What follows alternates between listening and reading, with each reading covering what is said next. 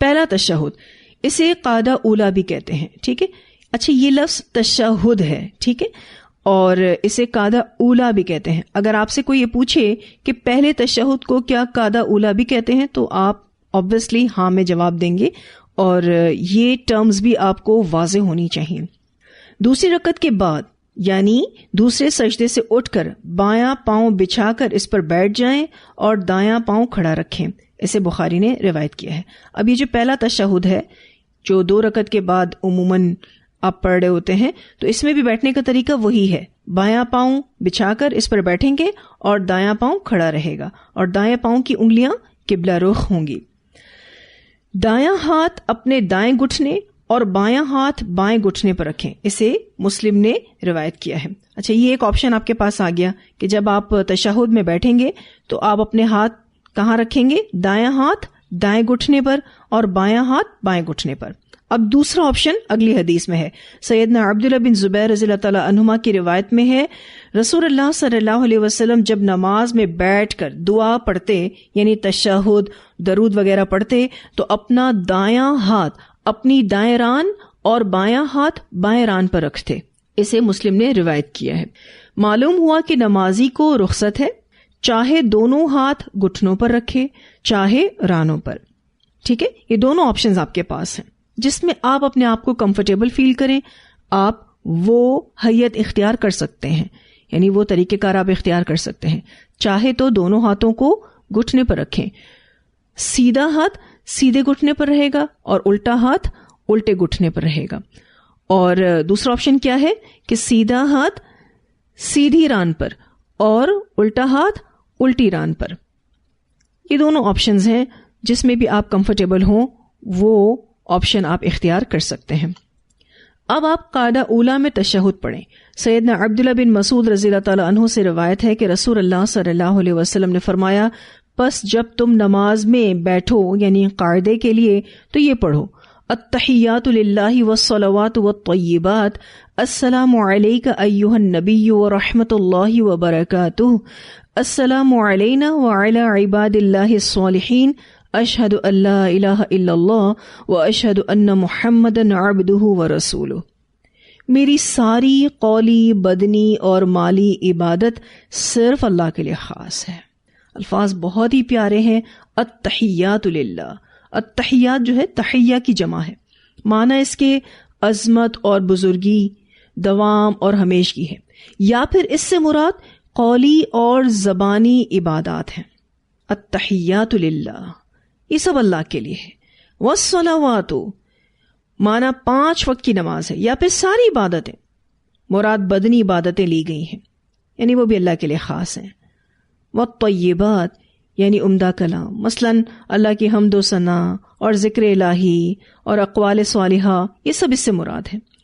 یا پھر اس سے اعمال صالحہ بھی مراد لیے گئے ہیں، یا پھر مالی عبادات بھی اس سے مراد ہو سکتی ہیں. تو بہت ہی خوبصورت دعا، التحیات للہ والصلوات والطیبات، میری ساری قولی بدنی اور مالی عبادت صرف اللہ کے لیے خاص ہے.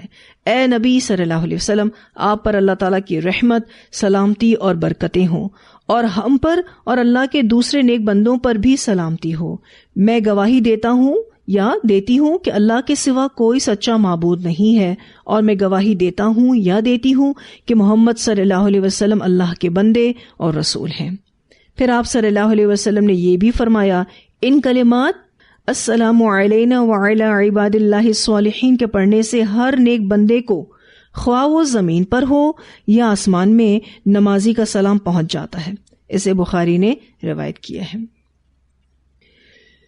تو تشہد کی بہترین دعا سکھائی گئی، اور آپ صلی اللہ علیہ وسلم صحابہ کرام کو تشہد کی تعلیم اس طرح دیتے جس طرح قرآن کی سورتوں کی تعلیم دیتے تھے. اسے بخاری نے روایت کیا ہے. اچھا یہ روایت آپ کی کتاب میں نہیں ہے. اس حدیث سے تشہد کا واجب ہونا معلوم ہوتا ہے. ٹھیک ہے.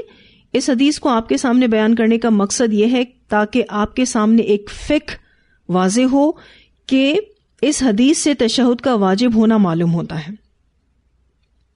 ٹھیک ہے جی. رسول اللہ صلی اللہ علیہ وسلم درمیانی تشہد میں تشہد سے فارغ ہو کر کھڑے ہو جاتے تھے. اسے مسند احمد نے روایت کیا ہے. اب آپ دیکھیے ایک اور نام آ گیا درمیانی تشہد. ٹھیک ہے, اس سے پہلے آپ نے پہلا تشہد پڑھا, یہ ٹرم پڑھی, پھر اس کے بعد قاعدہ اولا پڑھا, اور اب یہ تیسری ٹرم آ گئی درمیانی تشہد. رسول اللہ صلی اللہ علیہ وسلم درمیانی تشہد میں تشہد سے فارغ ہو کر کھڑے ہو جاتے تھے. تشہد سے فارغ ہو کر یعنی التحیات والی جو یہ دعا ہے یہ پڑھ کر آپ فارغ ہو کر کھڑے ہو جاتے تھے. لہٰذا درمیانی تشہد میں صرف تشہد بھی کافی ہے. ٹھیک ہے جی, یعنی آپ صرف اور صرف التحیات بھی پڑھ سکتے ہیں.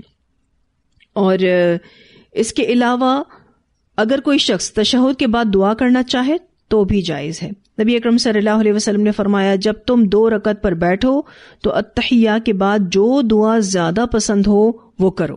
اسے سنن نسائی نے روایت کیا ہے. اس سے کیا پتہ چلتا ہے کہ آپ تشہد پڑھنے کے بعد دعائیں بھی کر سکتے ہیں, اور دعا سے پہلے درود پڑھنا چاہیے. رسول اللہ صلی اللہ علیہ وسلم نے سنا ایک آدمی نماز میں دعا کر رہا تھا. آپ صلی اللہ علیہ وسلم نے فرمایا, اس نے جلدی کی, نماز میں پہلے اللہ کی تعریف کرو, پھر نبی اکرم صلی اللہ علیہ وسلم پر درود بھیجو, پھر دعا کرو. اسے ابو داؤد نے روایت کیا ہے. یعنی اگر آپ تشہد کے بعد دعائیں پڑھنا چاہتے ہیں تو آپ نے پہلے درود پڑھنا ہے, اور پھر آپ جتنی چاہیں دعائیں مانگیں. ٹھیک ہے, مسنون دعائیں, قرآنی دعائیں, جتنی دعائیں چاہیں آپ مانگ سکتے ہیں, کوئی ایشو نہیں ہے. ٹھیک ہے جی. لہٰذا درمیانی تشہد میں تشہد کے بعد درود اور دعا بھی کی جا سکتی ہے. یعنی اگر آپ 2 رکعت کے بعد درمیانی تشہد کر رہے ہیں, یعنی آپ 4 رکعت والی نماز پڑھ رہے ہیں, درمیانی تشہد آپ کر رہے ہیں, تو تشہد پڑھنے کے بعد یعنی التحیات للہ والصلوات والی دعا پڑھنے کے بعد آپ درود پڑھیں اور دعا کریں. آپ ایسا کر سکتے ہیں, اور اینڈ تک آپ پڑھتے رہیں. ٹھیک ہے. بہت سارے لوگ اس کو غلطی سمجھتے ہیں کہ جی ہم نے تشہد کے بعد درود اور دعائیں پڑھ لیں اور یہ تو بالکل آخری تشہد کے جیسا ہو گیا, تو یہ تو غلطی ہو گئی, اب ہمیں سجدہ سہو کرنا پڑے گا. تو نہیں, کوئی سجدہ سہو کی ضرورت نہیں, کیونکہ یہ غلطی نہیں ہے, ایسا کیا جا سکتا ہے, بلکہ آپ کو ایسا کرنا چاہیے, کیونکہ تشہد میں آپ جتنی بھی دعائیں مانگیں یہ دعائیں مانگنے کا مقام ہے. ٹھیک ہے جی. ایک حدیث میں نے آپ کے سامنے رکھی کہ آپ صلی اللہ علیہ وسلم صحابہ کرام کو تشہد کی تعلیم اس طرح دیتے جس طرح انہیں قرآن کی صورتوں کی تعلیم دیتے تھے. بخاری کی روایت آپ کے سامنے میں نے ابھی رکھی ہے. اس حدیث سے تشہد کا واجب ہونا معلوم ہوتا ہے. تو کیا پتہ چلتا ہے کہ پہلا تشہد واجب ہے, لیکن اگر کوئی بھول جائے پہلا تشہد کرنا تو پھر اسے سجدہ سہو کرنا ہوگا. ٹھیک ہے. بھول کر اگر کوئی پہلا تشہد چھوڑ دے تو اسے صرف سجدہ سہو کرنا ہوگا. نو ڈاؤٹ واجب چیز ہے, لیکن اگر کوئی بھول جاتا ہے تو سجدہ سہو سے اس کا کمپنسیشن ہو سکتا ہے. نبی اکرم صلی اللہ علیہ وسلم کبھی 2 رکعتوں کے بعد تشہد بیٹھنا بھول جاتے تو سجدہ سہو کرتے. اس سے بخاری نے روایت کیا ہے. حضرت عبداللہ بن بحینہ رضی اللہ تعالیٰ عنہ سے مروی ہے کہ رسول اللہ صلی اللہ علیہ وسلم ظہر کی نماز میں کھڑے ہو گئے, یعنی بھول کر کھڑے ہو گئے, حالانکہ آپ کو تشہد کے لیے بیٹھنا تھا. پھر نماز پوری کر کے سلام سے قبل بیٹھ کر 2 سجدے کیے, اور ہر سجدے میں تکبیر کہی. آپ صلی اللہ علیہ وسلم کے ساتھ لوگوں نے بھی سجدے کیے. یہ سجدے تشہد کے بدلے میں تھے. ٹھیک ہے.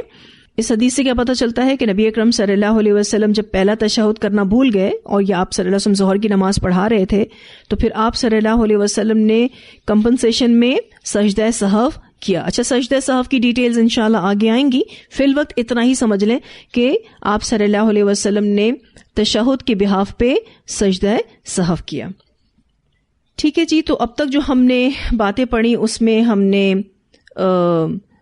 سجدے سے سر اٹھانے کے وقت رفع یدین کے بارے میں نے آپ کو بتایا, پھر 2 سجدوں کے درمیان بیٹھنا یعنی جلسے کے بارے میں بتایا, پھر جلسے کی مسنون دعاؤں کے بارے میں ہم نے پڑھا, پھر اس کے بعد دوسرا سجدہ, اور پھر جلسہ استراحت. یہ ساری ٹرمینالوجیز آپ کو پتہ ہونی چاہیے. پھر پہلا تشہد جسے قاعدہ اولا بھی کہتے ہیں اور درمیانی تشہد بھی کہتے ہیں, اس کے بارے میں ہم نے پڑھا. پھر یہ کہ اس میں جو التحیات للہ والصلوات والطیبات والی دعا پڑھنی ہے, اس بارے میں ہم نے پڑھا. اور التحیات کے بعد آپ درود پاک اور مزید دعائیں بھی کر سکتے ہیں. اس حوالے سے بھی بات کو کلیئر کیا گیا. ٹھیک ہے جی.